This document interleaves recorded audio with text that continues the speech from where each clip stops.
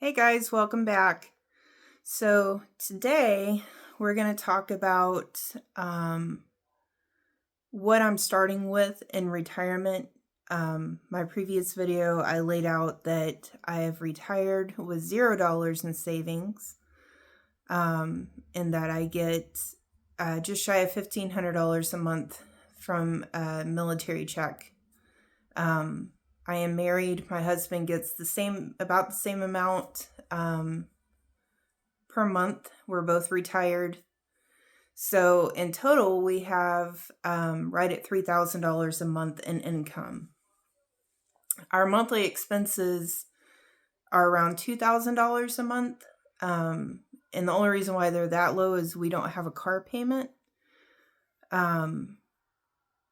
which may or may not be changing. The head gasket blew in our car, so it's not even worth fixing it. It's an older car, so right now we're using one of our kids. They left their car here. He's joined the Navy and he is overseas for the next year. So basically we have a year to kind of figure it out. And with our fixed bills being about $2,000 a month, yes, that leaves $1,000, but that has to cover food, paper goods, gasoline, all the things that they just add up. And right now, grocery prices are insane. So a good portion of that, probably half of that, goes to the grocery store. So I'm going to have to get inventive with how I save, or how we save, to be able to buy a car in a year. Currently, for like side gigs, I do Spark Delivery, Instacart, and I still sell on eBay. I don't do very much, and that's basically what I did for 25 years, was sell on eBay. But last year I'd closed my store and gave away everything that went with it to someone much younger so that they could start their own eBay journey. So I may have to rebuild that.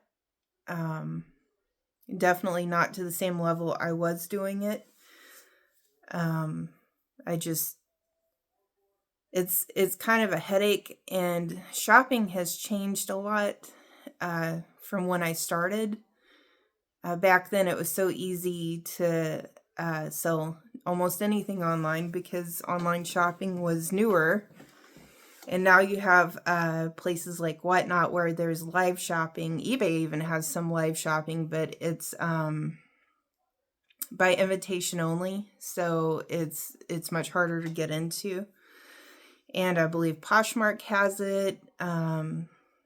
There's a couple of other sites where you can kind of create your own little platform, like through Dibdit and things like that. So I have done a couple of Whatnot shows, and they're promising, but the problem is there is a lot of sellers on there, and they've already built their, I guess, their buying pool or their audience, and I'm unknown, so it's hard to, I guess, get a lot of people in. But I mean, feasibly, I could, I've got some time, I could build it, and I think that might be a viable option. If you're on Whatnot already, you can find me on there. It's the same name as my channel. So I guess I'll take you guys on that journey in the next year to, see if in retirement with no savings and something catastrophically goes wrong, how do you recover from that without trying to find another 9-to-5? About a year ago, I think, maybe less, I was out trying to find a job. And to be honest, I don't look young. I'm not in good shape. So I'm not a great candidate for anything that I think that I would want to do that would pay me a decent wage. And that's the other part of it is, yeah, I could probably go out and find a job that pays, $10-12 an hour. But that's really hard to do whenever I know that like I could easily do that through like different gig apps or selling online, and my time would be my own and I wouldn't be locked into a schedule. And I think that's where I'm at emotionally, is I just don't want to trade my time anymore. And I don't want to feel like I'm owned by someone else's schedule. I'm kind of over it. I'm burnt out. And I think, that's pretty normal with people that are my age and older, is like, we've done the things and we've worked all the hours and we're just tired. And there's nothing wrong with that. We make it fine. We're not fancy people. We don't travel.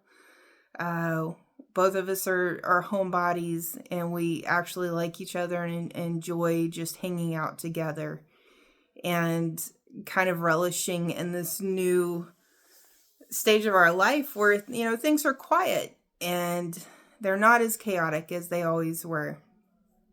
When we first became empty nesters, it took a while to get used to the silence. And for me, I had a hard time trying to figure out what to do all day. And I think I'm still there because, as a mom, together, both of us, we have 7 children. And at times, all of them were living with us. And at one time, several of their friends were living with us. So it was me and my husband and about 10 other kids, mostly teenagers. And that was a full-time job. And to go from that to like having to learn how to cook for 2 people and how to just, keep myself busy and entertained. There are days where, I find myself just sitting around because I don't have anything else to do. And I don't think that that's good. That's not a good headspace to be in. Today I actually got out and cleared out one of my garden beds from last year. My failed growing attempts from last year. I'm not a very good gardener, but I'm trying to learn. I just think it would be fun, and I obviously would appreciate anything that I could grow and harvest and help reduce our grocery bill. And fresh stuff, it just tastes better, and I just think it would be amazing to be able to do that. So we're going to see how this year goes. I've watched, I think, 9,100 million YouTube videos, so I should be an expert, but chances are I'm not. So, but yeah, so, I think, if we have a year and can save, around $10,000 and be able to buy, a decent used car, we don't need it, something that, would get us from one coast to the next. We just need something to get us 5 miles down the road and back, that has air conditioning. And so I think 10,000 would do it. And that's what my goal is for the next 12 months, is to just do some extra little things and save up for that. And I can do a video series, categorizing or cataloging and showing you guys like how I'm doing it and how I'm saving it. And hopefully, by the time the year is up, we have something to show for it. And, to save $1,000 a month, that's only $30-something a day. That's not hard to go out and make.